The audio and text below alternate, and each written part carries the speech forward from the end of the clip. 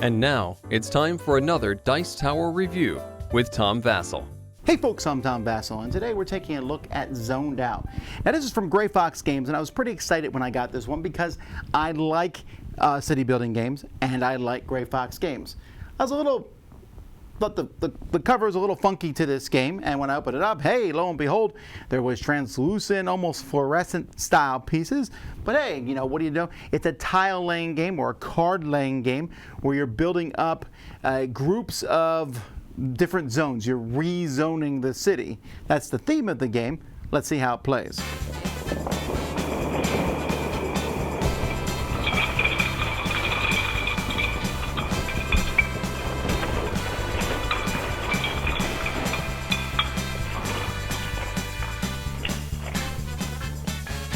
In this game, players are going to have their secret objective card that they're going to get points for, and some of these are going to be publicly placed that you're going to be scoring points. The rest of the points are going to be scored over the course of the game. What a player is going to do is they're going to have a handful of 3 cards, and you can, at the beginning of your turn, discard and draw new cards if you want to, but you'll take these tokens whenever you do that, which are worth negative points at the end of the game. What you're doing is you're going to be forming zones as the game goes by. And so we have residential, commercial, and industrial zones, but those are also split into light, medium, and heavy. So they're different zones. So for example, you see this is a heavy commercial zone. So there's 3 there. This is kind of a wild residential zone. This can be connected to any residential. This is a light residential. It shows 1. Heavy industry 1. This is 3. This is medium industry where there's 2 on here, and this is a wild industry. So since these are next to each other, you can say they're part of the same area. So that's a zone that's medium industry, and it's 2 blocks. And what also you'll see that there's a person here. So this would be the pink player's zone that they're currently developing. On a player's turn, let's say I'm the green player, I am going to place a card out on the board. I can cover up 1 or more squares as I place this out, except there's a few things. You can't cover up this middle square. You can't, let's say the cards are like this, you can't cover up 4 squares on the board. So you have to only cover up 1 or 2 at the most. And you can't go on top of someone else's zone. So I couldn't go here and break up this zone that the pink player has. If there were buildings on the board, I also can't go on top of those buildings. So once you build an area here, then if your person's not on the board, you'll put them in one of the zones on that spot. If you already have someone on the board, so let's say it's the pink player's turn now, and they decide to put this one here, they're going to have to move to the new area, one of the 2 new areas on that board. The only way to get around that would be to expand the area they're already in. Here I'm making the medium industry area bigger. I mean, I still move there, but I'm still part of that same industry. As soon as you put a card out and make you move to another one, you're going to place blocks equal to the size, so these would be 2s because they're medium, in each of the squares in that area, and then you're going to score points based on how many blocks you built, according to this chart right here. So there was 3 city blocks. That's going to score me 6 points. Also, when you develop a zone, you're going to take note of some other things involved with it. So for example, these parking lots are -1 and these parks are +1, and you can see there was 1 parking lot and 1 park next to that zone there, so therefore it still is worth 6 points. But if you have different areas, sometimes there's -2s and things like that, that can affect the scoring. Scoring is given by these tokens here. The player who built it also, depending on where the last building was, so let's say it was this one here, the last area you're in, you're also going to put a block in this quadrant here, building a skyscraper. At the end of the game, whoever has the most blocks in a quadrant, with ties being broken with whoever's on top, is going to score 7 points.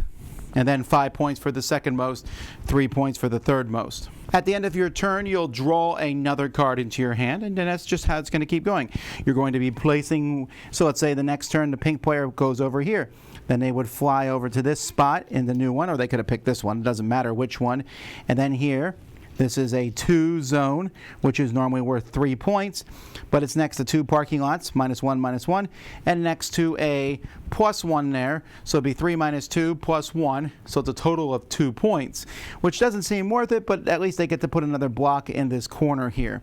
And it's possible that you're trying to go for these objective cards at the end of the game. Score 1 point for each light commercial block you developed. Score 1 victory point for each heavy residential block you developed. And a lot of them like that are here. The most building pieces on residential blocks. So if I had, maybe 10 building blocks together, I would get 6 victory points. So some of these are available for everybody to get, and some are in your hand where only you can get them. That's pretty much it. You're going to go till somebody runs out of pieces, and at that point everyone will reveal their secret objective cards. You will score negative points, again using the same chart based on the redraw tokens that you've collected, and we'll score for these skyscrapers in each of the corners here.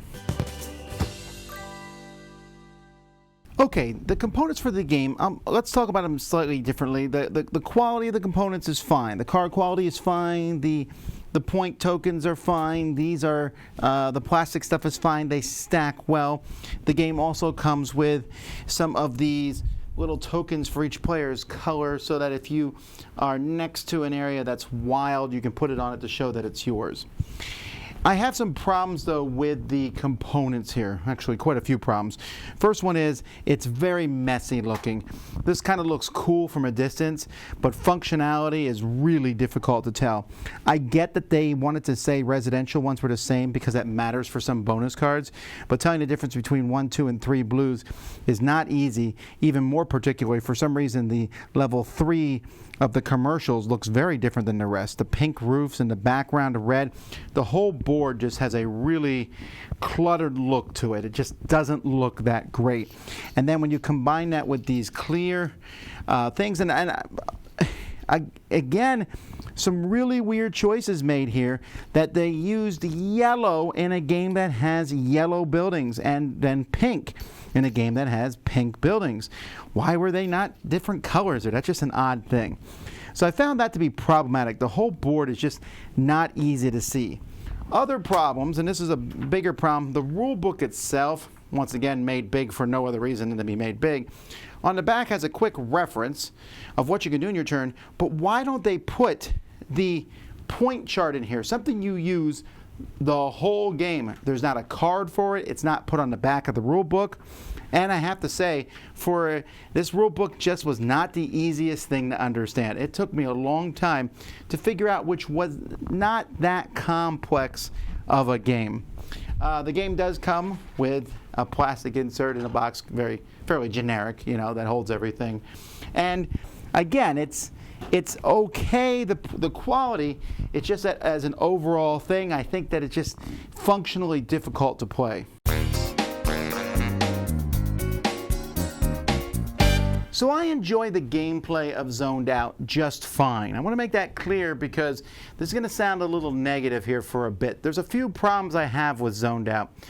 Gameplay-wise, one of the problems I have with the game is that the rules seem to be a little more complicated, and it's a little bit of a pain to teach. You're like, okay, you can place it like this, you can do this, you can't do this, you can't join 2 zones from 2 different people, you can't do this. But at the end of the day, you're either extending the zone you're already in, trying to make it bigger, or trying to form a new zone to move to that zone.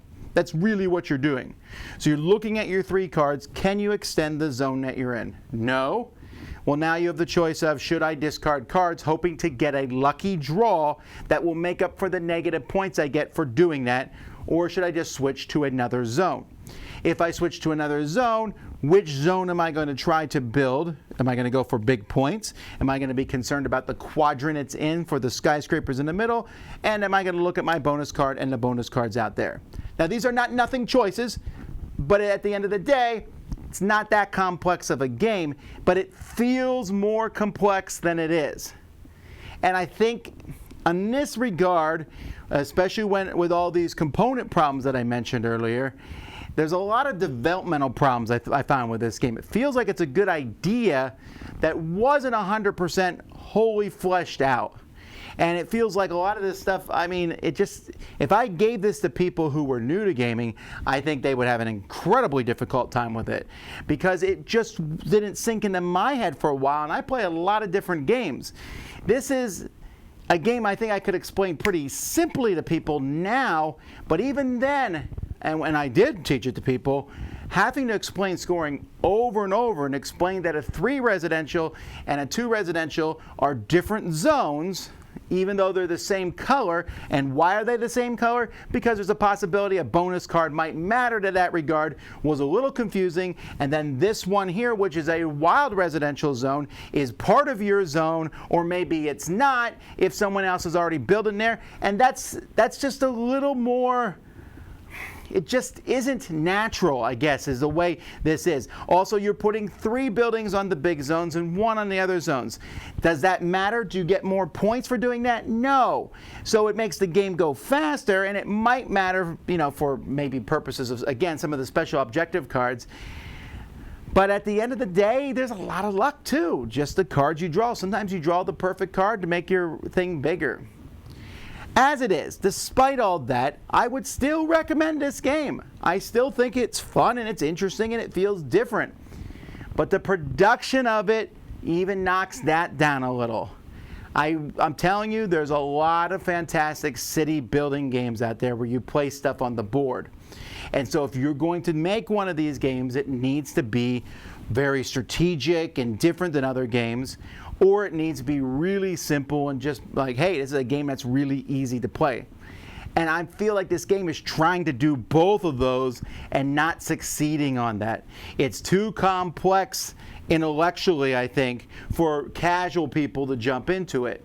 But if you do jump into it and get over that hurdle of just how the stuff's a little wonky on how it works, I don't think it's extremely satisfying in that regard either. I enjoyed it. I'll play it again. I just think there's some problems with it that could have been fixed in the developmental phase. And for that matter, I think that a lot of people are not going to enjoy it. So that's Zoned Out from Gray Fox Games. Dice Tower Judgment, good game, but functionally difficult.